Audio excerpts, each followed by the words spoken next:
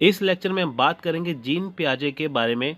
इसमें हम सिद्धांत करेंगे जीन पियाजे का संज्ञानात्मक विकास का सिद्धांत, यानी कि देखिए जीन पियाजे theory of cognitive development. So देखिए बहुत ज़्यादा इम्पॉर्टेंट है।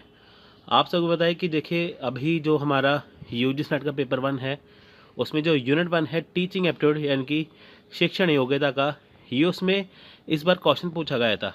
हालांकि देखिए ये सीटेट का टॉपिक है, यानी कि सीटेट के एग्ज़ाम में इम्पॉर्टेंट है, यूजीसी नेट का नहीं है, लेकिन फिर भी यूजीसी नेट के एग्ज़ाम में 2 बार क्वेश्चन पूछ चुके हैं। सो हमने देखिए इससे पहले जो हमारा जो सिलेबस है उसके अकॉर्डिंग देखिए हमने गैगने की थ्योरी की है और ब्लूम टैक्सोनॉमी की है। तो अभी हम जीन पियाजे भी करेंगे और वाइगॉस्की भी करेंगे साथ में, है ना, कि ताकि आपका इस बार अगर क्वेश्चन आ जाए तो आपके नंबर कटे ना। सो स्टार्ट करते देखिए यहाँ पे जीन पियाजे का संज्ञानात्मक विकास सिद्धांत। अब देखें यहाँ पे संज्ञानात्मक यानी कि कॉग्निटिव का मतलब होता है दिमाग से संबंधित। यहाँ पे देखिए जीन पियाजे ने बताया है कि कोई अगर छोटा बच्चा होता है तो उसका जो दिमाग है वो कैसे विकसित करता है। आपको मैं यहाँ पे देखिए एक चीज़ बताना चाहता हूँ, जैसे यहाँ पे लिखा है ना डेवलपमेंट, यानी कि इसे कहते हैं हिंदी में विकास।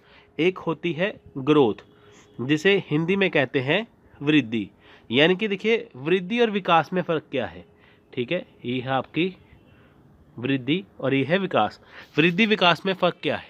देखिए विकास जो होता है वो हमारे दिमाग का होता है, वृद्धि हमारे शरीर की होती है।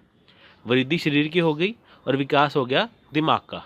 तो हम कहते हैं ना ग्रोथ एंड डेवलपमेंट, है ना ये चीज़। तो यहाँ पे बात की गई है संज्ञानात्मक विकास के बारे में, यानी कि उन्होंने हमारे दिमाग के विकास के बारे में बात की गई है कि जब जब छोटा बच्चा पैदा होकर बड़ा होता है तो उसका दिमाग भी साथ में विकसित होता है, तो अपने आप वो सारी चीज़ें करने लग जाता है। सो देखिए यहाँ पे जीन पियाजे के बारे में देखते हैं। देखिए यहाँ पे लिखा है जीन पियाजे द्वारा प्रतिपादित संज्ञानात्मक विकास सिद्धांत मानव बुद्धि की प्रकृति एवं उसके विकास से संबंधित एक विशद सिद्धांत है, ठीक है। तो यानी कि जीन पियाजे ने देखिए ये सिद्धांत दिया है जो कि बहुत ज़्यादा पॉपुलर है, संज्ञानात्मक विकास का सिद्धांत, जो कि मानव की बुद्धि, ठीक है, मानव की बुद्धि की जो प्रकृति है और उसका जो विकास है, यानी कि धीरे धीरे धीरे धीरे मानव का जो दिमाग का विकास कैसे होता है, छोटे बच्चे का कैसे होता है, बड़े होकर कैसे हो जाता है।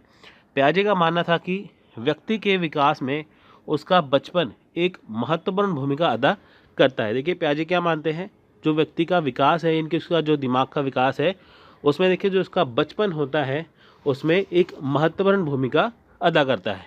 पियाजे का सिद्धांत देखिए विकासवादी अवस्था सिद्धांत यानी कि डेवलपमेंट स्टेज थ्योरी कहलाता है। अब देखिए यहाँ पे क्वेश्चन आ सकता है कि जो पियाजे का सिद्धांत है वो क्या कहलाता है, वो होता है विकासी अवस्था सिद्धांत। सो यह सिद्धांत ज्ञान की प्रकृति के बारे में है और बतलाता है कि मानव कैसे ज्ञान क्रमश इसका अर्जन करता है, कैसे इसे एक एक करके जोड़ता है और इसका प्रयोग करता है या उपयोग करता है। अब देखिए यहाँ पे ये सिद्धांत किसके बारे में है, इस सिद्धांत का मतलब है कि हमें ये बताता है कि जो मानव है, मनुष्य है, इंसान है, वो ज्ञान कैसे लेता है, यानी कि ज्ञान उसे कैसे मिलता है, वो कैसे उसे जोड़ता है और कैसे उपयोग करता है। देखिए सपोज करिए आपने जैसे कोई बच्चा नर्सरी क्लास में है, नर्सरी से लेके वो पीएचडी का स्टूडेंट बन गया।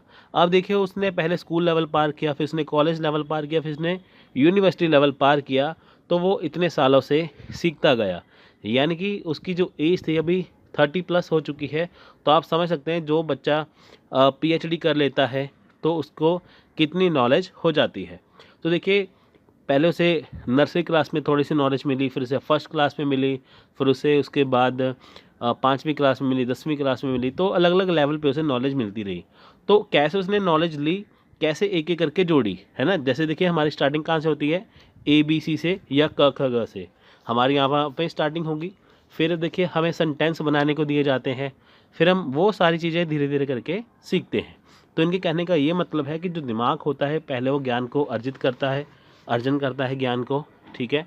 उसके बाद देखिए उसे एक एक करके जोड़ता है, फिर उसका उपयोग करता है। अगर किसी को ABC सिखाई जाती है तभी वो सेंटेंस बनाएगा, तभी वो इंग्लिश बोलेगा ना।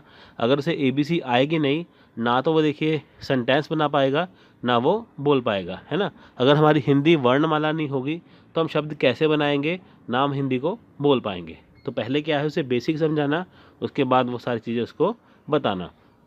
सो देखिए व्यक्ति वातावरण के तत्वों का प्रत्यक्षीकरण करता है, अर्थात पहचानता है, प्रतीकों की सहायता से उन्हें समझने की कोशिश करता है तथा संबंधित वस्तु या व्यक्ति के संदर्भ में अमूर्त चिंतन करता है। अब देखिए व्यक्ति क्या है, जो हमारा वातावरण है उसके जो तत्व हैं उसको प्रत्यक्षीकरण करता है। प्रत्यक्षीकरण का मतलब क्या है, उसे महसूस करता है, सामने उसे देखता है, उसे पहचानता भी है ना, प्रतीकों की सहायता से उसे समझने की कोशिश करता है। प्रतीक क्या है, देखिए आप देखिए वहाँ पे जैसे कोई रेड लाइट है, जैसे लाइट होती है ना, रेड लाइट येलो है ग्रीन है, तो पता है कि सबको रेड लाइट पे रुकना है, येलो पे तैयार होना है, ग्रीन पे चले जाना है ना। तो देखिए अगर ये चिन्ह बने हैं तो उन्हें पता है कि हाँ इस चिन्ह का मतलब क्या है ना, वो चीज़ें। ऐसा तो है नहीं रेड लाइट हो रही है तो सभी जा रहे हैं वहाँ पे, तो ऐसा नहीं है, पहले वो चिन्हों को पहचानेगा, है ना। आप देखेंगे वहाँ पे डेंजर का निशान बना होता है, ऐसे खोपड़ी बनी होती है, ऐसे करके बना होता है ना डेंजर का निशान, है ना, तो उसे पता है यहाँ पे खतरा है, तो वो ऐसे ही प्रतीकों को पहचानेगा, चिन्हों को है वो पहचानता है जो उसके आसपास है। उक्त सभी प्रक्रियाओं से मिलकर उसके भीतर ज्ञान भंडार या संज्ञानात्मक संरचना उसके व्यवहार को निर्देशित करती है। देखिए ये सारी जो प्रक्रियाएं हैं जो उसे स्कूल में पढ़ाई जाती हैं, जो उसे ज्ञान दिया जाता है, उसके अकॉर्डिंग क्या है, उसके अंदर ज्ञान का भंडार हो जाता है, दिमाग के अंदर उसे सारी चीज़ आ जाती हैं, तो वो उसके व्यवहार को निर्देशित करती हैं। देखिए व्यवहार निर्देशित कैसे होता है, अगर कोई बच्चा है उसे बहुत ज़्यादा नॉलेज है, बहुत ज़्यादा इंटेलिजेंट है, उसके अंदर पॉजिटिविटी भी आती है, नेगेटिविटी भी आती है, नकारात्मकता भी आती है, सकारात्मकता भी आती है। जो नेगेटिविटी है, नकारात्मक भाव कैसे आते हैं, वो ऐसे आते हैं कि जैसे उसे पता है कि हाँ उसे सब कुछ जैसे आता है, तो वो सोचेगा कि हाँ मेरे को सब कुछ आ गया, तो मुझे सब कुछ आता है, बाकियों को कोई भी कुछ भी नहीं आता।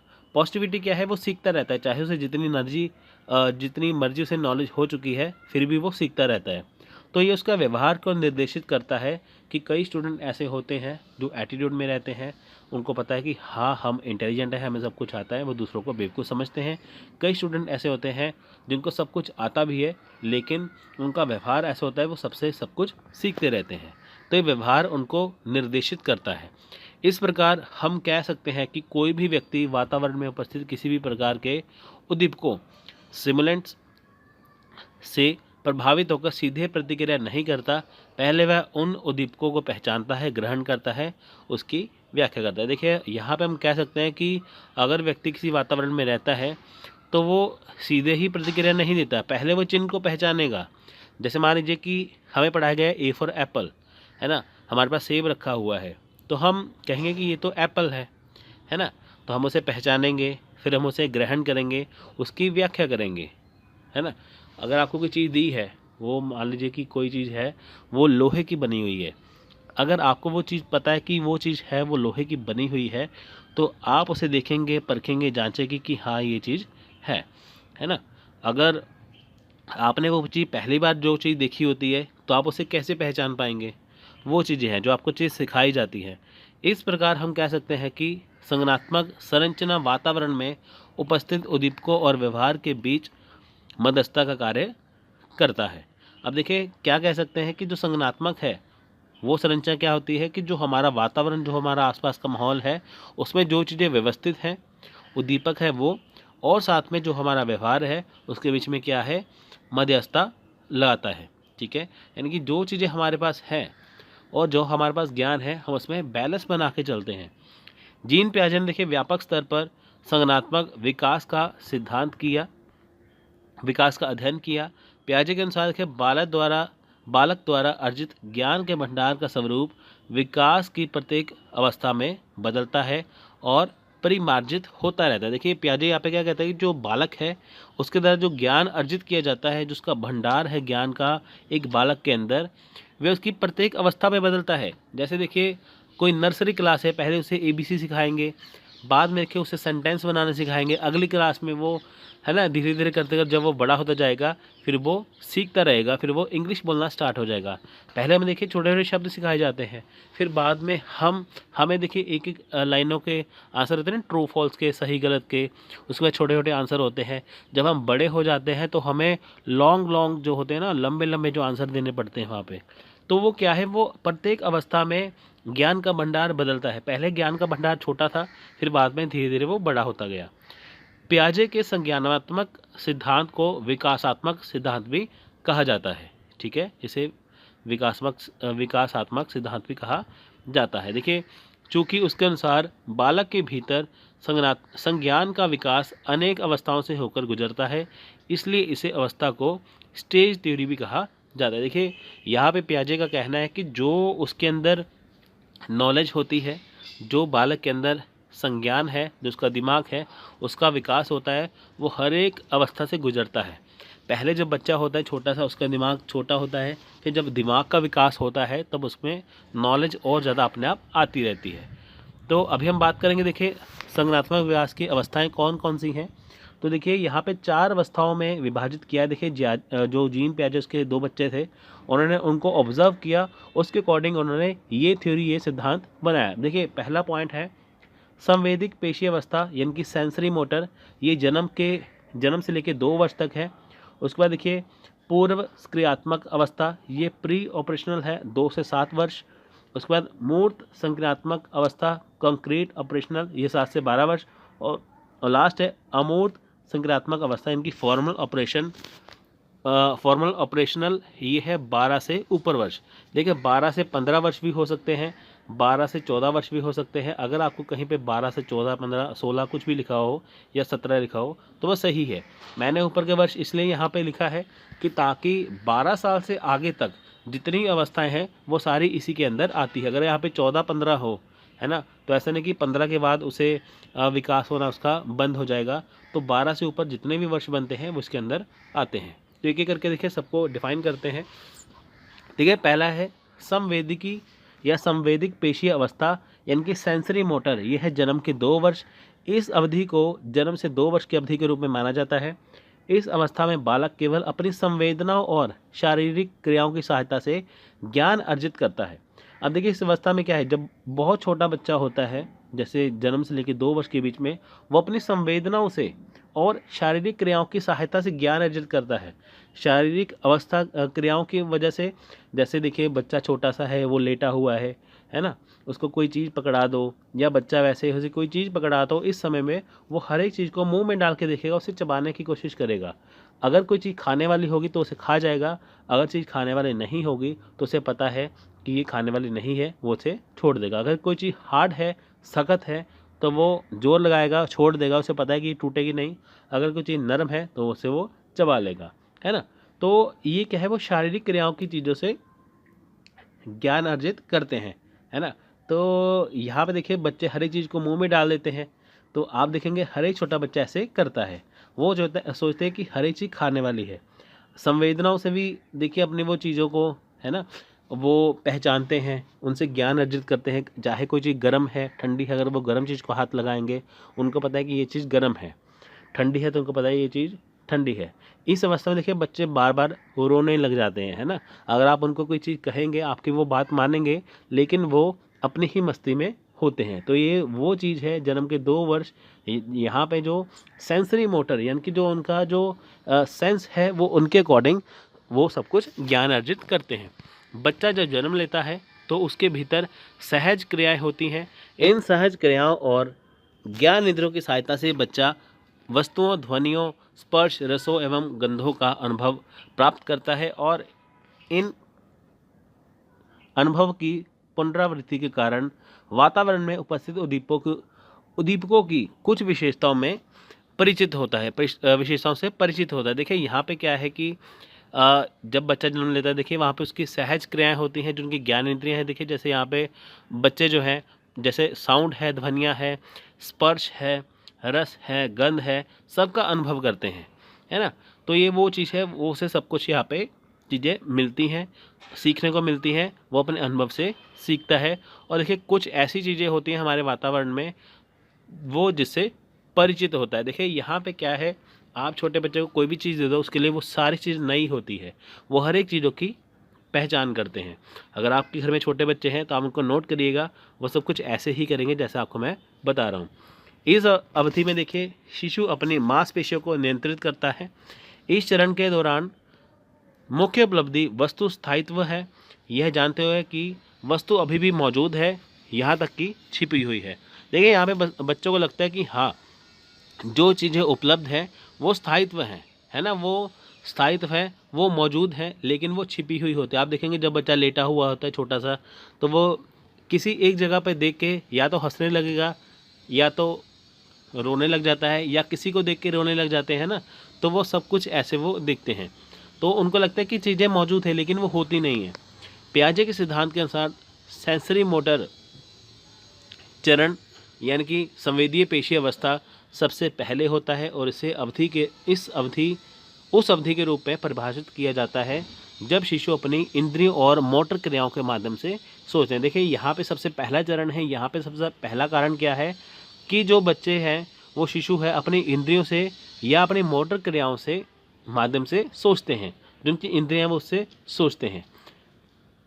जैसा कि हर नए माता पिता प्रमाणित करेंगे, शिशु लगातार वस्तुओं को छूते हैं, हेर फेर करते हैं, देखते हैं, सुनते हैं, यहाँ तक कि काटते और चबाते हैं। देखिए वही बात आ गई ना, यहाँ पर देखिए आप नोट करेंगे, पहले वो वस्तुओं को छूते हैं, हेर फेर करते हैं, यहाँ से चीज़ उठा के वहाँ फेंक दी, वहाँ से उठा के वहाँ फेंक दी, फिर वो देखते हैं, है ना, सुनते हैं, काटते चबाते, सब कुछ करते हैं इसके अंदर। पियाजे के अनुसार देखिए ये क्रियाएं बच्चों को दुनिया के बारे में जानने की अनुमति देती है और उनके शुरुआती संज्ञानात्मक विकास के लिए महत्वपूर्ण। देखिए यहाँ पे बच्चों के लिए मैंने आपको जैसे बताया कि हर एक चीज़ नई है, हर एक चीज़ नई है, वो दुनिया की हर एक चीज़ों को जानेंगे कि कौन सी चीज़ खाने वाली है, कौन सी फेंकने वाली है, कौन सी चबाने वाली है ना।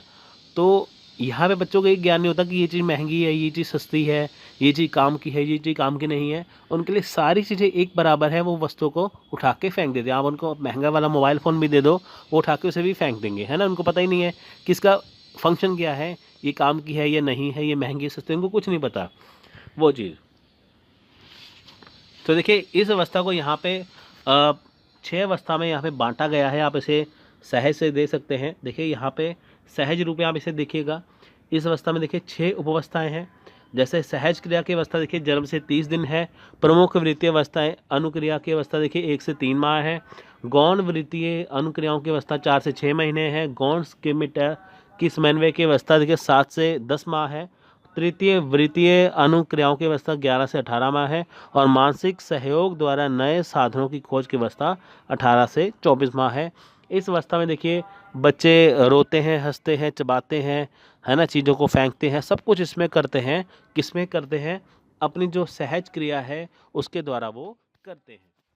अगला पॉइंट है पूर्व क्रियात्मक अवस्था, इनकी प्री ऑपरेशनल। ये होती है 2 से लेकर 7 वर्ष, यानी कि 2 से 7 ईयर्स के बीच में। सो देखिए इस अवस्था के दौरान क्या है, छोटा बच्चा जो प्रतीकात्मक रूप से सोचने के बारे में सोच सकता है। प्रतीकात्मक मतलब सिंबॉलिक रूप से। जैसे आपने बच्चों को बोला कि ये बुक है, किताब है ना, तो उसके दिमाग में देखिए किताब का फ़ोटो छप जाएगा। अगर आपने बोला साइकिल, तो साइकिल का फ़ोटो छप जाएगा। तो अगर आप कोई भी उसे चीज़ बोलेंगे तो उसके दिमाग में देखिए वो चीज़ छप जाएगी कि मैं किस चीज़ के बारे में बात कर रहा हूँ, है ना।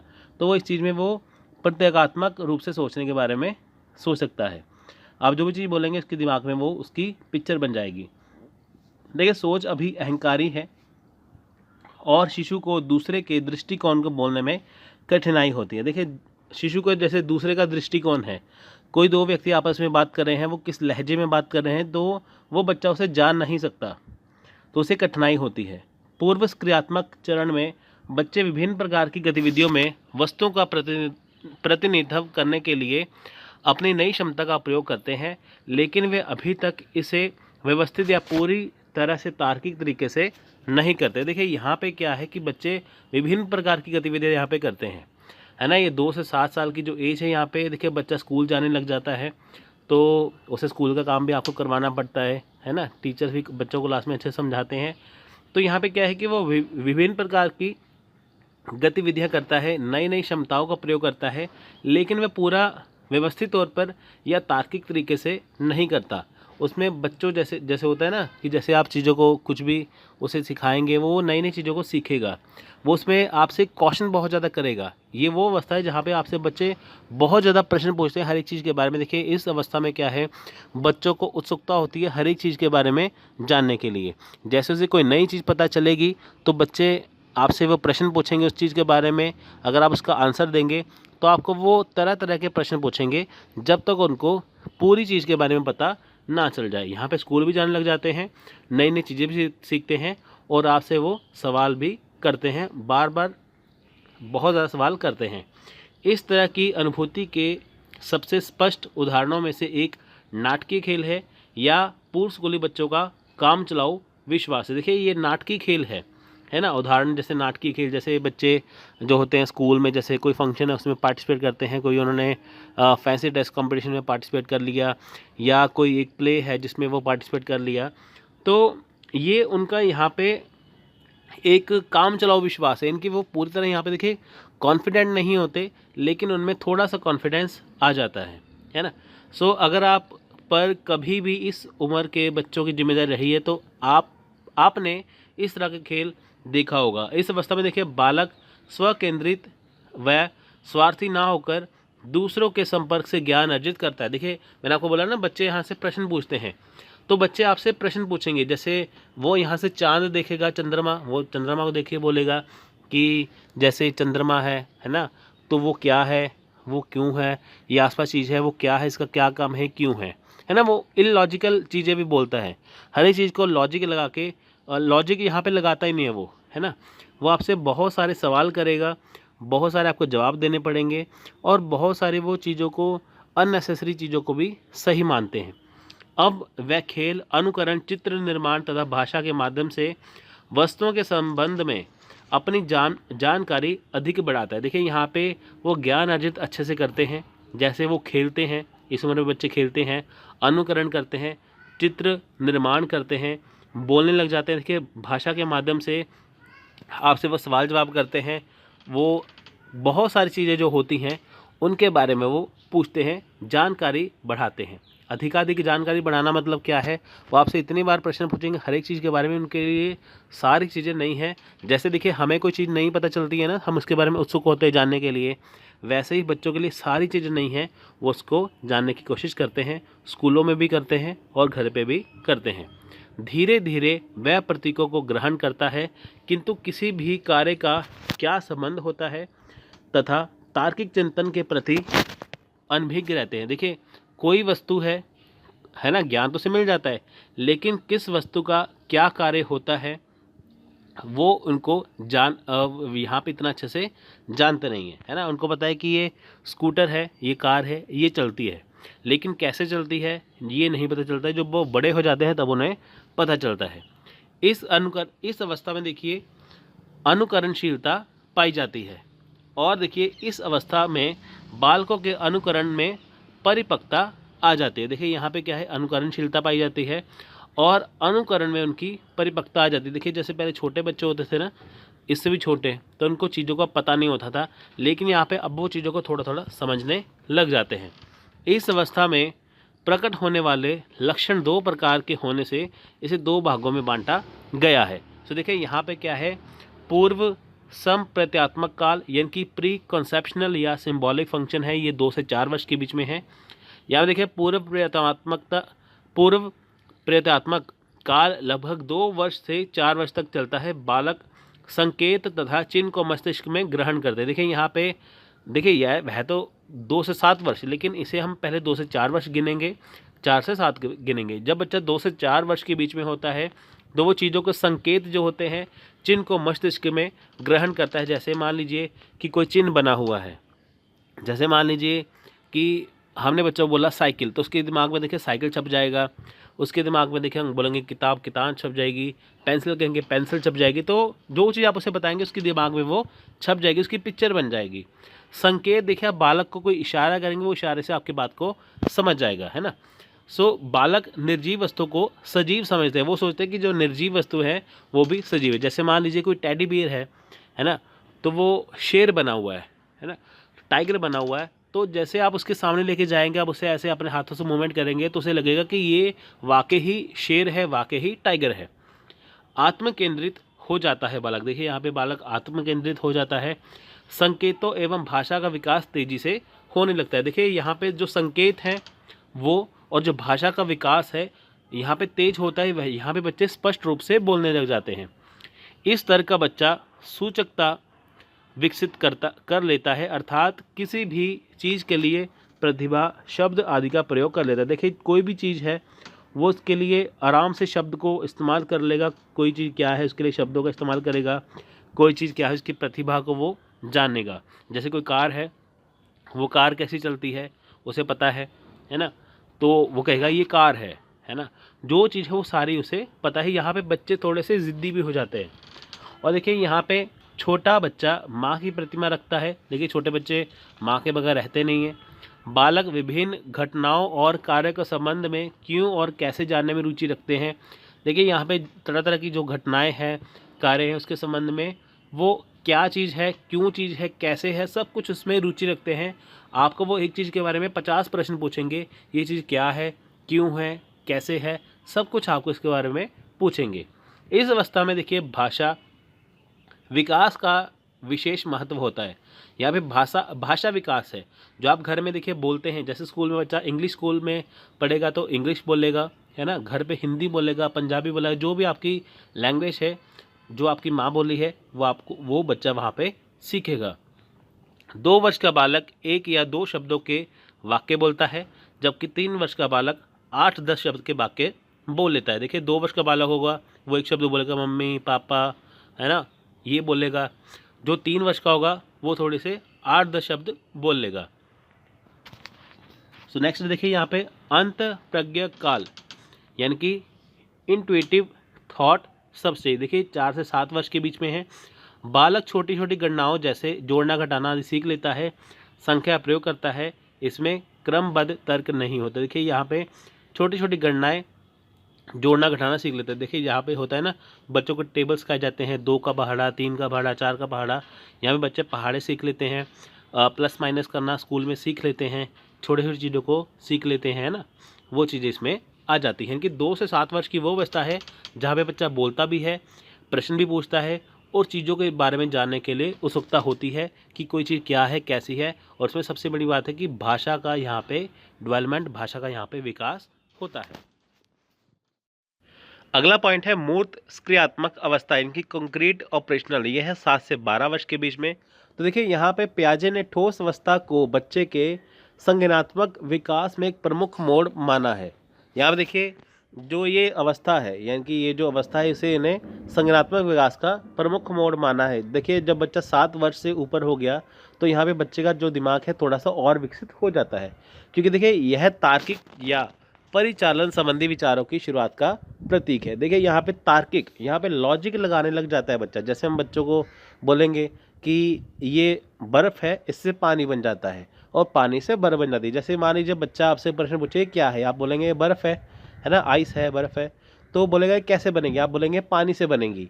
और पानी से बर्फ़, बर्फ़ से पानी, बच्चों को ये पता चल जाएगा कि ये रिवर्स सिस्टम है ना। कोई चीज़ कैसे है, तर्क क्या है इसके बीच में। अगर बर्फ़ चाहिए तो उसके लिए पानी को जमाना ज़रूरी है, अगर पानी चाहिए बर्फ़ से तो बर्फ़ को पिघालना ज़रूरी है। तो ये बच्चों को समझ में आ जाएगा, वो तर्क इसमें लगाने लग जाएगा। यहाँ पे देखिए प्रमुख मोड़ इसलिए माना जाता है कि बच्चा यहाँ पे समझने लग जाता है हर एक चीज़ को। जैसे जैसे बच्चे प्राथमिक विद्यालय में आगे बढ़ते हैं, वे विचारों और घटनाओं को अधिक लचीले और तार्किक रूप से प्रस्तुत करने में सक्षम हो जाते हैं। यानी कि देखिए जैसे जैसे बच्चे क्या है, यहाँ पे प्राथमिक विद्यालय, जैसे बच्चा देखिए यहाँ पे मान लीजिए कि 5वीं क्लास में है, 6ठी क्लास में है, फिर वह 7वीं क्लास में होगा। जैसे जैसे देखिए वो आगे बढ़ता जाएगा, उसके जो विचार हैं, उसकी जो घटनाएं हैं, वो और अधिक लचीली हो जाएंगी। वो तार्किक रूप से देखिए, यानी कि रीजनिंग के तौर पे देखिए वो उसे प्रस्तुत करने में सक्षम हो जाते हैं। यानी कि जो चीज़ है वो कैसी है, जैसे आपने छोटा बच्चा है, उसने पहले ABCD सीख ली, फिर उसने देखिए सही गलत जो होते हैं ना, ट्रू फॉल्स वाले, वो सीख लिए। फिर उसने छोटे छोटे जो शॉर्ट में आंसर होते हैं ना, हाँ नहीं वाले, वो सीख लिए। उसके बाद देखिए फिर उसने 1-1 2-2 लाइन के आंसर सीख लिए, फिर उसने पैराग्राफ वाले आंसर सीख लिए। तो यहाँ पे बच्चे का क्या है, दिमाग यहाँ पे विकसित हो गया। अब देखिए कोई विचार है, कोई घटना है, घटना कौन सी है, जैसे हमारा भारतीय स्वतंत्रता संग्राम का जो पाठ है वो उसने पढ़ लिया। अब उसने देखा कि क्या घटना थी, उसने उसको समझ लिया, उसने उसको सोच लिया, है ना। तो वो इसमें स्टोरीज जो होती है, कहानियाँ होती है, वो उसे अच्छे से समझ लेता है। जो उसके विचार होते हैं वो भी इसमें वो ऐड करने लग जाता है। ठीक है। यहाँ पे वो सारी चीज़ें यहाँ पे करने लगता है, जो उसके विचार होते हैं, जो उसकी घटनाएं होती हैं, वो उसे समझने लग जाता है। हम जो बच्चों को समझाएंगे, है ना, जो बच्चों को समझाएंगे, अच्छे से समझाएंगे, वो यहाँ बच्चे ग्रहण करने लग जाते हैं। उनके सोचने के नियम अभी भी वयस्क मानकों से बहुत बुनियादी लगते हैं। जैसे देखिए यहाँ इसका मतलब क्या है, जो उनका सोचने का नियम है, जैसे देखिए वयस्क होते हैं ना, जैसे कोई जवान बच्चा है, जैसे वो सीखते हैं, समझते हैं, तो ये उसकी शुरुआत होती है, ये उसका बुनियाद है, जिसका बेसिक है, यहाँ से शुरुआत होती है। और आमतौर पर देखिए अनजाने में काम करते हैं, लेकिन वे बच्चों को पहले की तुलना में अधिक व्यवस्थित रूप से समस्या को हल करने की अनुमति देते हैं और इसलिए कई शैक्षणिक कार्यों में सफल होते हैं। देखिए यहाँ पे बच्चे होते हैं ना, कि जैसे जो उनके सामने समस्या है, पहले छोटी समस्या थी, है ना, फिर अब उनमें क्या है, बड़ी बड़ी समस्या उनके सामने आती है। जैसे देखिए फॉर एग्जांपल, जैसे मैथ्स के सवाल थे, पहले उन्होंने प्लस माइनस किया, फिर वो मल्टीप्लाई करेंगे, गुणा करेंगे, भाग करेंगे, है ना, तकसीम करेंगे, डिवाइड करेंगे, ये सारी चीज़ें पहले बेसिक सीखी। फिर देखिए उनको एक समस्या दी गई, होता है ना, जैसे टाइम वर्क का क्वेश्चन दे दिया कि एक दीवार इतनी देर में बनती है, वो दीवार इतनी देर में बनेगी। यहाँ बच्चे फॉर्मूले लगाने लग जाते हैं मैथ्स के। पहले क्या था, सिर्फ प्लस माइनस, बाद में क्या है, फार्मूले को यूज़ करके उसका हल निकालना। तो यहाँ पे क्या है कि समस्या थोड़ी सी बड़ी कर दी, है ना, वो चीज़ें। इस अवस्था में देखिए बालक विद्यालय जाना प्रारंभ कर लेता है। देखिए विद्यालय तो वो 2 साल 3 साल से ही जाना प्रारंभ कर देगा। एवं वस्तुओं एवं घटनाओं के बीच समानता, वस्तुओं एवं घटनाओं के बीच क्या समानता है, कोई वस्तु है ना, जैसे बर्फ़ से पानी है, पानी से बर्फ़ बनता है, उसमें वस्तु है, उसमें घटना क्या है, वो पहले बर्फ़ बन गया फिर पानी बन गया, वो घटना है ना, वो चीज़ें। उसमें समानता क्या है, भिन्नता समझने की क्षमता उत्पन्न हो जाती है। भिन्नता क्या है, जैसे रंग है, कोई काला रंग है, कोई सफ़ेद रंग है, कोई लाल रंग है, उसमें भिन्नता है, वह पहचान लग जाता है कि ये भिन्नता है ना। यहाँ पे बच्चे देखिए अपनी चॉइस भी करने लग जाते हैं, अपनी अपनी मर्ज़ी से कपड़े भी पहनते हैं कि इसके साथ ये पहनेंगे, इसके साथ वो पहनेंगे, वो भिन्नता समझ में उन्हें आ जाती है। छोटे बच्चों को तो आप जो मर्ज़ी पहना दो, लेकिन जब वो थोड़े से बड़े हो जाते हैं फिर उनकी चॉइस अपने आप आ जाती है। इस अवस्था में देखिए बालकों में संख्या बोध, वर्गीकरण, क्रमानुसार अवस्था, किसी भी वस्तु व्यक्ति के मध्य पारस्परिक संबंध का ज्ञान हो जाता है। देखिए यहाँ पे क्या है, संख्या बोध है, क्या कौन सी संख्या है। देखिए जैसे उनको गिनती आती है, 50 तक होगी, 100 तक होगी, पहाड़े हो गए, टेबल्स हो गए, उनको यहाँ पे सिखाए जाते हैं। वर्गीकरण चीज़ों का करते हैं कि कोई 4 चीज़ है, उनको वर्गीकरण कर देते हैं आपस में, है ना। जैसे मान लीजिए 7 रंग है, उनको बोले कि 7 रंग के नाम लिखो, वो 7 रंग के अलग अलग नाम लिख देंगे, है ना। हम बोलेंगे कि ये चीज़ को ऐसे कर दो, तो वो चीज़ों को अलग अलग पॉइंट्स में लिख देंगे। क्रमानुसार व्यवस्था, कोई चीज़ छोटी है, बड़ी है, हम कहेंगे कि छोटी चीज़ पहले लगाओ, बड़ी चीज़ बाद में लगाओ, तो वो पहले उसे लगा देंगे। कोई भी वस्तु है, कोई भी व्यक्ति है, उसके मध्य पारस्परिक संबंध का ज्ञान होता है। जैसे उसके चाचा कौन है, ताया कौन है, मामा कौन है, दादी कौन है, सब कुछ उनको पता चल जाता है। यह वह तर्क कर सकता है। संक्षेप में वे अपने चारों ओर के पर्यावरण के साथ अनुकूल करने के लिए अनेक नियम सीख लेता है। देखिए यहाँ पे अब जैसे देखिए पहले बच्चों को पता नहीं होता था ना, हर एक चीज़ को मुंह में डाल लेते थे छोटे होते। अब यहाँ पे उनको पता चल गया है कि कोई चीज़ महंगी है, सस्ती है, काम की है, नहीं काम की है। यहाँ पे वो चीज़ों को फेंकते नहीं हैं। छोटे बच्चे चीज़ों को फेंक देते हैं, लेकिन बड़े बच्चे चीज़ों को फेंकते नहीं हैं। उनको पता है कि ये चीज़ें काम की हैं, जो उनका आसपास का पर्यावरण है, वातावरण है, वो उसे समझ लेते हैं, उसमें कैसे रहना है उसके नियम सीख लेते हैं। सो नेक्स्ट देखिए अमूर्त क्रियात्मक अवस्था, यानी कि फॉर्मल ऑपरेशनल, ये 12 से ऊपर वर्ष की होती है। देखिए 12 वर्ष के बाद बच्चे में काफ़ी समझ यहाँ पे आ जाती है। देखिए औपचारिक परिचालन चरण लगभग 12 वर्ष की अवस्था से आयु से शुरू होता है और वयस्कता तक रहता है। इस दौरान लोग अमूर्त अवधारणा एवं तार्किक रूप से सोचने की क्षमता विकसित करते हैं। देखिए यहाँ पे क्या है, जो बच्चे हैं यहाँ पे अमूर्त अवधारणा, अमूर्त क्या है, देखिए यहाँ पे कि जो चीज़ होती नहीं है उसके बारे में भी वो सोचते हैं। यहाँ पे क्या है, बच्चे सोचने की क्षमता उसमें आ जाती है। जैसे कोई चीज़ है, आपने उनको चीज़ बता दी, तो वो अपना पूरा ध्यान उसके ऊपर लगाएंगे। जैसे आपने उनको होते हैं ना, जैसे हम कोई पहेलियाँ होती हैं, पहेलियाँ सुलझाने के लिए बच्चों को कहते हैं, तो वो पहेली के बारे में सोचने लग जाते हैं, है ना। तो उसको सोचते हैं कि क्या इसका मतलब हुआ वो चीज़। तो यहाँ पे वो पहेलियाँ सुलझाना शुरू कर देते हैं, क्योंकि देखिए वो अधिक सोच होती है उनके दिमाग में, वो चीज़ों को सोचते हैं कि मेरे को क्या चीज़ बोली है, इसका क्या आंसर होना चाहिए, वो अपना दिमाग यहाँ पे लगाते हैं। यह चरण वैज्ञानिक तर्क के उद्भव की अनुमति देता है जब भी आवश्यकता होती है, और परिकल्पना और अमूर्त सिद्धांत तैयार करता है। देखिए यहाँ पे ये चरण जो है ये वैज्ञानिक तर्क की अनुमति देता है। वैज्ञानिक तर्क क्या है? देखिए जब भी कोई चीज़ होती है उसके पीछे साइंटिफिक जो रीज़न होता है, वैज्ञानिक तर्क होता है, तभी वो सही मानी जाती है ना। देखिए यहाँ पे अगर कोई चीज़ है वो क्यों बनी है, कैसे बनी है, बच्चे इसके बारे में पता करते हैं। देखिए जब भी आवश्यकता होती है परिकल्पना या अमूर्त सिद्धांत तैयार करता है, बच्चे अपने दिमाग में आइडियाज़ लेके आते हैं, नए नए आइडिया सोचते हैं। वो कहते हैं कि मैं ये बनूंगा बड़े होके, कोई कहते हैं कि मैं डॉक्टर बनूंगा, है ना। ऐसे करके उनके दिमाग पे परिकल्पना यहाँ पे आती है। सो नेक्स्ट है देखिए, पियाजे के संज्ञानात्मक विकास के सिद्धांत ने किसी विशेष चरण से संबंधित किसी विशिष्ट आयु के बारे में कोई दावा नहीं किया, लेकिन उसका विवरण उस आयु का संकेत प्रदान करता है जिस पर एक औसत बच्चा एक निश्चित अवस्था तक पहुंचेगा। देखिए यहाँ पे क्या है कि जो पियाजे है वही बताते हैं कि अगर जो संज्ञानात्मक विकास का सिद्धांत है उसमें देखिए कोई भी विशेष चरण नहीं है, यहाँ पे कोई आयु नहीं बताई गई है कि 12 से 14 वर्ष हो या 12 से 15 वर्ष हो। वो 12 से ऊपर फ्लेक्सिबल जो एज होती है, उम्र होती है, वो उसको रखते हैं। क्योंकि देखिए कुछ बच्चे स्लो होते हैं, कुछ फास्ट होते हैं, इसलिए यहाँ पे कुछ भी उन्होंने आयु को नहीं रखा। हाँ, ये 12 वर्ष से स्टार्ट होती है, इसको ज़रूर हम कह सकते हैं।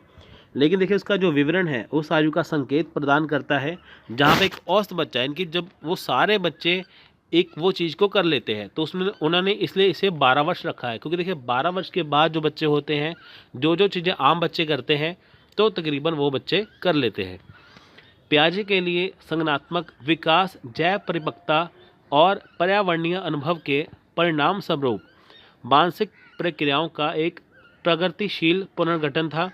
बच्चे अपने आसपास की दुनिया की समझ का निर्माण करते हैं, फिर वे पहले से जानते हैं और जो वे अपने वातावरण में खोजते हैं उसके बीच विसंगतियों का अनुभव करते हैं। देखिए यहाँ पे जो बच्चे हैं आसपास की दुनिया का समझ का निर्माण करते हैं। जैसे मान लीजिए कोई बच्चा है, उसके आसपास का घर का माहौल कैसा है, स्कूल का माहौल कैसा है, आसपास जैसे वो पर्यावरण को देखते हैं ना, जैसे पेड़ पौधे लगे हुए हैं और जानवर देखता है वो वहाँ पे, तो उसे पता है कि ये चीज़ें हैं।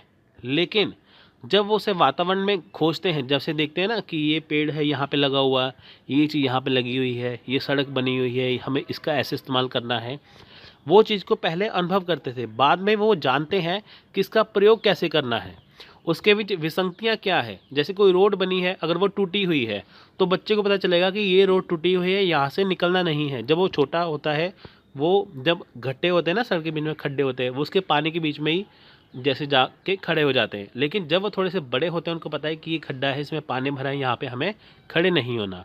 तो विसंगति यहाँ पे ढूंढ ली कि अगर सड़क प्लेन होगी वहाँ पे चलेंगे तो अच्छा होगा, टूटी है तो वो उनके काम की नहीं है। तो ये उनमें थोड़ी सी समझ इसमें आ जाती है। तो देखिए इस अवस्था की विशेषता निम्न है। जैसे देखिए इसमें क्या करते हैं कि तार्किक चिंतन की क्षमता का विकास होता है। तार्किक चिंतन मतलब कि जैसे कोई चीज़ है वो रियलिटी में है, वो किस रूप में है ना, वाकई भी वो चीज़ है, तर्क के तौर पे है। जैसे मान लीजिए मैं कहूँगा कि एक पेन है, वो प्लास्टिक की बना हुआ है ना, वो तर्क है ना कि वो प्लास्टिक का ही बना हुआ है। तो वो क्या है, वो तार्किक चिंतन है। उसके अंदर देखिए रिफ़िल करने के लिए होता है, अगर मान लीजिए उसके अंदर रिफ़िल हो ही ना तो वो पेन वो चलेगा ही नहीं। तो तार्किक चिंतन क्या है कि उसकी क्षमता का यहाँ पे विकास होता है। जैसे तर्क होता है यहाँ पे, जैसे सूर्य है, उसकी रोशनी आएगी तभी उजाला होगा ना, अगर सूर्य निकलेगा नहीं तो रोशनी होगी नहीं। तो वो तार्किक चिंतन हो गया। समस्या समाधान की क्षमता का विकास, देखिए यहाँ पे समस्या समाधान मैंने आपको जैसे बताई है कि जैसे बच्चे ने पहले प्लस माइनस किया सीखा, बाद में उसे फार्मूला बेस्ड क्वेश्चन दे दिए। अगर उन्होंने आपसे उन्होंने है ना, आपने उनसे पहेलियाँ पूछी, जब होते हैं ना बच्चों को, अगर आप पहेलियाँ पूछेंगे है ना तो वो पहेलियों के जवाब देंगे। अगर आपने उनसे कोई पहेली पूछ ली, फिर वो पहेली के बारे में सोचेंगे कि हाँ मेरे को ये पूछा गया है, चाहे वो 1 दिन लगाए, 2 दिन लगाए, 3 दिन लगाए, उसका वो हल ढूंढ लेते हैं। वास्तविक अवास्तविक में अंतर समझने की क्षमता का विकास। कोई चीज़ वास्तविक रूप में है या अवास्तविक है, उसमें अंतर क्या है वो ढूंढ लेते हैं, है ना। तो जैसे हमें यहाँ से चांद दिखता है, चंद्रमा दिखता है, हम इसे हाथ तो लगा नहीं सकते, वास्तविक तौर पे दिखता है, लेकिन अवास्तविक तौर पे वो यहाँ से बहुत ज़्यादा दूर है। वास्तविक अनुभवों को काल्पनिक परिस्थितियों में ढालने की क्षमता का विकास। देखिए यहाँ पे क्या है कि जो वास्तविक अनुभव है उसको काल्पनिक परिस्थितियों में डालने की क्षमता रखते हैं। यहाँ पे देखिए वो स्टोरीज वगैरह बनाते हैं, अपने दिमाग में कहानियाँ यहाँ पे बनाते हैं। जैसे कहते हैं ना कि ये चीज़ है वास्तविक रूप में, जैसे इंसान है, कुछ बुरे हैं कुछ अच्छे हैं, सभी अच्छे क्यों नहीं है। वो सोचते हैं ना कि काल्पनिक परिस्थितियाँ देखिए जहाँ पे जैसे हम सोच लेते हैं कि हाँ ये चीज़ ऐसी है तो वो चीज़ ऐसी होनी चाहिए। देखिए जो चीज़ वैसी है वो तो है ही है, लेकिन काल्पनिक तौर पे देखेंगे, जैसे कोई मूवी है उसमें दिखा देते हैं कि हीरो सारे काम कर लेता है, लेकिन वास्तविक तौर पे वैसा हो नहीं पाता। तो क्या है, चीज़ें वास्तविक है, अनुभव वास्तविक है, लेकिन वो चीज़ काल्पनिक है। परिकल्पना विकसित करने की क्षमता का विकास। देखिए परिकल्पना का मतलब होता है हाइपोथेसिस, यानी कि चीज़ों को सोचना, अपने दिमाग में आइडियाज़ को लेके आना। विसंगति के संबंध में विचार करने की क्षमता का विकास। कोई विसंगति है, अगर वो चीज़ कोई गलत है वो क्यों है, किसी चीज़ में कोई कमी है वो क्यों है, वो सोचने के ऊपर वो विचार करते हैं। जीन पियाजे ने इस अवस्था को अंतर्ज्ञान कहा है। देखिए इसे अंतर्ज्ञान भी कहा जाता है। यहाँ पे क्वेश्चन बन सकता है कि जो जीन पियाजे हैं उनके अकॉर्डिंग अंतर्ज्ञान क्या है, तो वो क्या है, अमूर्त क्रियात्मक अवस्था, इनकी फॉर्मल ऑपरेशनल। सो देखिए यहाँ पे इसका प्रोसेस यहाँ पे देख लेते हैं। संज्ञानात्मक विकास की प्रक्रिया और संरचना क्या है। देखिए जीन पियाजे ने यहाँ पे दो बातों को महत्वपूर्ण बोला है। पहला है संगठन, दूसरा है अनुकूलन। संगठन से तात्पर्य है कि बुद्धि में विभिन्न क्रियाएं जैसे प्रत्यक्षीकरण, स्मृति, चिंतन एवं तर्क सभी संगठित होकर करती हैं। देखिए संगठन में क्या है, जैसे कोई चीज़ प्रत्यक्षीकरण है, प्रत्यक्षीकरण मतलब जो हमारे सामने है, स्मृति है जो हमारे दिमाग में है, मेमोरी, उसके बाद चिंतन है, ये सारी चीज़ें इकट्ठी है। जैसे उदाहरण देखिए, एक बालक है, वातावरण में उपस्थित उद्दीपकों के संबंध में उसकी विभिन्न मानसिक क्रियाएं पृथक पृथक कार्य नहीं करती बल्कि एक साथ संगठित होकर कार्य करते। देखिए जैसे कोई बालक है, जैसे वो अपने आसपास वातावरण में जो चीज़ें देखता है उसके बारे में जो सोचता है ना, तो उसकी जो मानसिक क्रियाएं हैं वो अलग अलग कार्य नहीं करती, वो एक साथ कार्य करती है। उसने देख लिया कि हमारे वातावरण में सड़कें बनी हैं, पेड़ पौधे बने हैं, जानवर है, सब कुछ है। वो जब सोचेगा वो सारी पिक्चर एक साथ बनी होगी उसके अंदर, ना कि एक एक करके चीज़ बनी होगी। सो देखिए यहाँ पे नेक्स्ट है, वातावरण के साथ समायोजन करना संगठन का ही परिणाम है।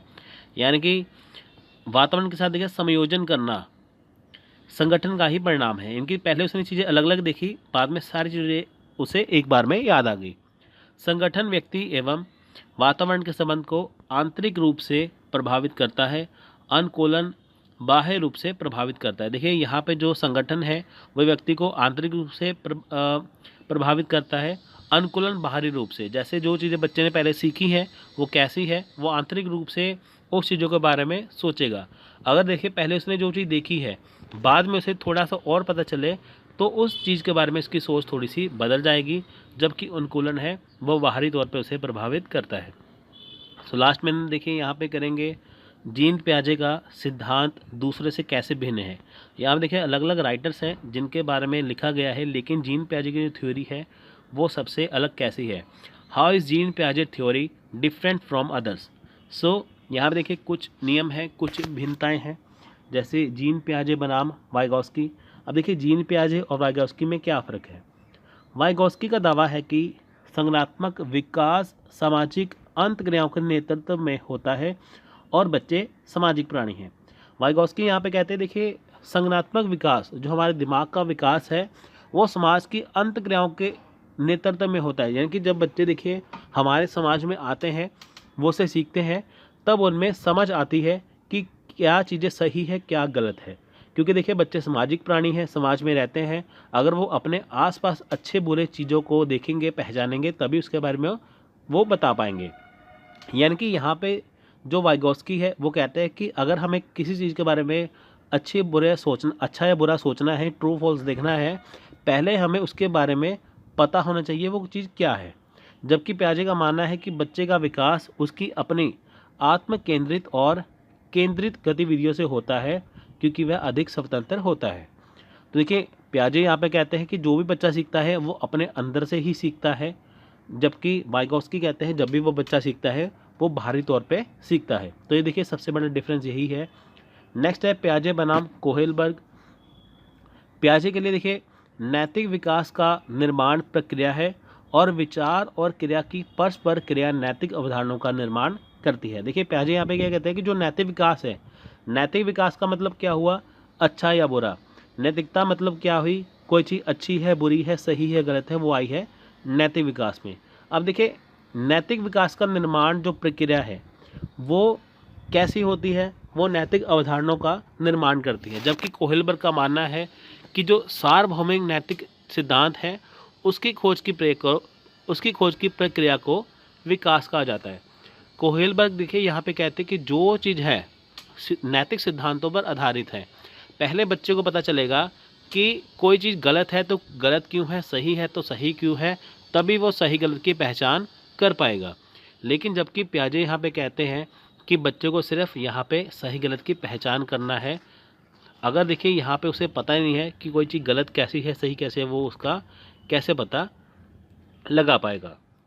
पियाजे बनाम एरिक्सन देखिए क्या है। एरिक्सन और पियाजे के बीच में सबसे बड़ा अंतर क्या है। एरिक्सन ने देखिए एक व्यक्ति के पूरे जीवन के दौरान विकास की समझ पर ध्यान केंद्रित किया, जबकि पियाजे ने मुख्य रूप से जीवन की उन घटनाओं पर जोर दिया जो शैशव अवस्था से किशोर अवस्था तक अंत तक रहती है।